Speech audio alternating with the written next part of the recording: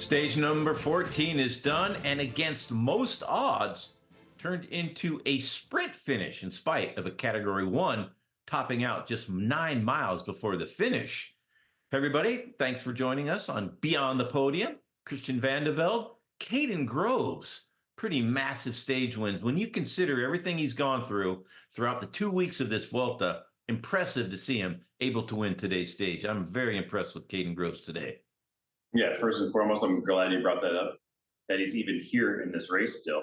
That's a big one. And then after that, being able to win on a stage tailor-made to Wout van Aert. Everyone, especially yesterday, you and I were both saying, has a great opportunity. And obviously, Visma thought the same thing. And if you roll the tape back, yeah, it was actually perfect for Kaden Groves all day long. And no one ever was thinking about him as much. And maybe if they had made some more moves towards the top, that would put him in some difficulty. But yeah, first and foremost, getting to the stage in time was such a difficult Volta, giving himself the opportunity to sprint again, and in a stage with almost 10,000 feet of climbing, being able to win, and as large as that group was as well, and the average speed, Bobby, not slow today. And to have 6 of your teammates there, if you're Kaden Groves, to do the lead out, that's also a pretty remarkable part of today's stage. Yeah, I really thought the lead out was top class, and the last bit of it with Plankart, what he did perfectly to the line as well. And Kaden really got the timing right as well, going on the left-hand side and really going late to the line. And I think that Wout honestly just ran out of legs. I mean, he is human after all. We have these incredible expectations, rightfully so, of Wout van Aert, what he could do on the bicycle. But we can't forget what he did yesterday was incredible. Yes, absolutely. Every once in a while. I mean, that said, he's probably going to be in the breakaway yet again, going for KOM points tomorrow. But as of today, he was just, I would say, 35 meters short. He looked like he had to jump a little bit on Kaden and just fell apart right towards the line. But apart from that, I mean, still, second place is not horrible. What have you done in your life? I just got second. I got the KOM jersey, got the green jersey. I've already got the hat trick. I mean, come at me.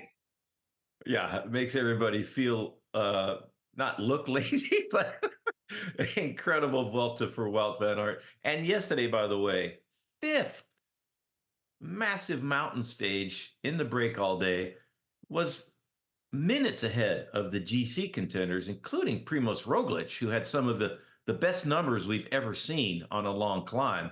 And Wout van Aert, maybe because he was so ambitious yesterday and throughout today's stage with his teammates in the KOM point, maybe that was the difference, just a few microns short of a flying Kaden Groves. And I thought to myself, the only rider that can beat Wout van Aert on today's stage was Kaden Groves. If he's there was a question, but he was there, and Wout did annihilate everybody else in the field, but Kaden Groves is just a tiny bit faster. And I got to say, tip of the cap, chapeau to Kaden Groves for winning today's stage. And like you said, the squad as well, doing a fantastic job making sure that everyone was still there and having that ambition. And it's not easy. You come to the Vuelta, and there's a good reason that most of these sprinters steered way clear of this race. I mean, the hardest race that I've ever seen before in the Grand Tour, 200,000 feet of vertical climbing here. Why would you want to be here if you're a sprinter? We don't have too many opportunities. He's come short on a couple different occasions. Bittner was one of them, and the other time was Wout van Aert himself, and opportunities for the sprint. So I don't think Kaden was happy with that, just that one. So I think looking for these opportunities that, yeah, again, they probably aren't massive opportunities, but there's always a good chance that he's going to be strong enough to make it to the finish line. And today was all about how big that breakaway was going to be, and did it include Wout van Aert? And it didn't. So Visma went to the front. They did all the work, and it didn't pay off for them as much as they thought it would be. And it was a bit of a risk. When you play from the field as opposed to the breakaway, now you have to go against real sprinters. And with the real sprinters still being there, and Kaden Groves, this is exactly what happens. Once in a while you pay, but I don't take anything away from Visma. Not for 1 second, Bob. Yeah. They still got max points for the KOM, and they tried to win the stage. And could be just as challenging for Wout van Aert if he's in the breakaway by himself, because everybody knows what to expect. And they're definitely going to throw in counter moves before the finish line. So they rolled the dice, and Wout van Aert almost came up with stage win number 4 in this Vuelta. It's his first Vuelta. It's gone very successfully so far, and he still has plenty of chances to win stages. So We'll see what Wout van Aert can do moving forward. Could be in the breakaway tomorrow, but tomorrow we expect a massive change in the overall standings and a big battle for the red jersey. Ben O'Connor looking very solid today, but looked very vulnerable yesterday. Tomorrow, who knows for Ben O'Connor? I see it going maybe the momentum at least in the favor of Primož Roglič and the other GC guys. What really concerned me yesterday the most, and I think it was the same as yourself, is if you look at the riders he was racing against, apart from Primož and Enric Mas, the guys that he was better than before, just a week ago, are now better than him, or at least performance-wise yesterday. And that's the biggest concern that I have right now. But if he could race tomorrow as good as he had been a week previously, going into Granada, then he might not lose any time. I mean, I think that's a very slim chance of that, and I'm not confident in saying that. But, if he does come around, he starts feeling better, and he has a great day tomorrow, maybe he'll be better, and he won't lose as much time as we saw yesterday. Tomorrow, I think, definitely suits him a little bit better. This is a special climb, or above category. And then, what do they say in Spain? They say, rampas inhumanas, going to the finish line. 24% ramps. I mean, so steep. But again, as long as Primož is there with 3 kilometers to go, and that's where that 24% rears its ugly head. I mean, he's the best in the business when it comes to that. You saw what he did to Sepp Kuss last year on the Angleroo, 20% and above 20%. So yeah, as far as Ben O'Connor goes, at least against Primož, and then I think he's going to get beat up pretty good again tomorrow. But the other question is, how is Enric Mas going to come back? Is he going to be much better? It was surprising he wasn't so great yesterday. So hopefully he can bounce back and maybe even throw in some punches of his own. And bad luck may be the only thing that can separate Primož Roglič from the next red jersey. We saw a little bit of that, but the team, if you're Primož Roglič, responding very well to his mechanical on the final descent of today's stage. Yeah, quick thinking, on the fly, under stressful conditions. Those are the kind of teammates you want by your side at all times. Danny Martinez, not even hesitating. Here's my bike, jump on it. And it's not easy to race on somebody else's bike, of course, especially at breakneck speeds on a descent that's going to the finish line. But yeah, you're right, Bobby. I mean, having those kind of teammates by your side who are, in that kind of moment when it's that stressful, it's easy to just lose your mind and not have a clear thought, or rational thought, I should say, and think through it and be lucid in those kind of situations. Those guys are worth their weight in gold. So giving your bike right away, it wasn't easy to get back in, but he did it. And yeah, you live to see another day yet again. Another day starts tomorrow.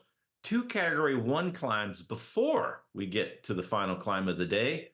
The Val Grande Pájaros, the big valley of the birds, and you're going to have to be flying to win tomorrow's stage. And if you're Ben O'Connor, one of your best days ever, similar to when he got the jersey, to keep the jersey tomorrow, Christian. Yeah, it's going to be an interesting stage, a short stage as well. Let's not forget about that. Yeah, I think that right. goes into the wheelhouse again of Primož Roglič. He loves the shorter, more explosive stages.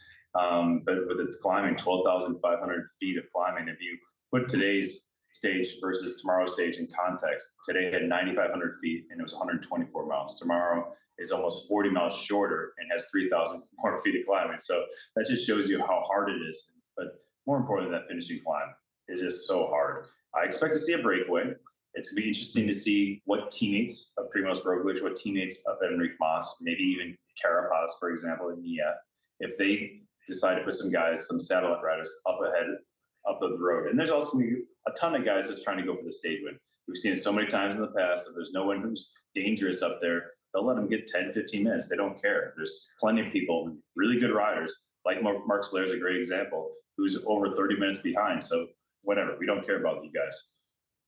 That's going to be my first thought. But again, I thought that was going to be what was going to happen today. I thought it'd be a big breakaway today, and that never materialized. So it's going to be interesting to see.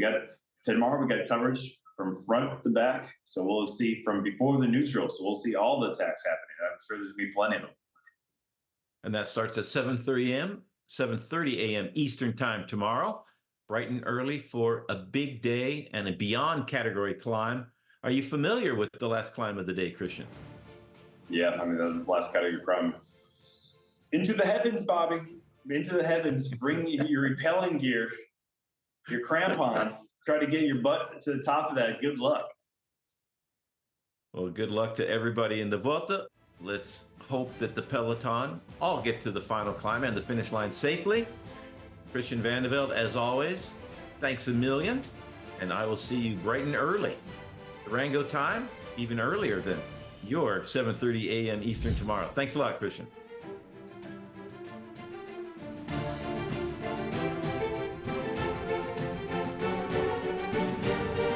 For all your cycling content year-round, subscribe to NBC Sports YouTube page. We got it all.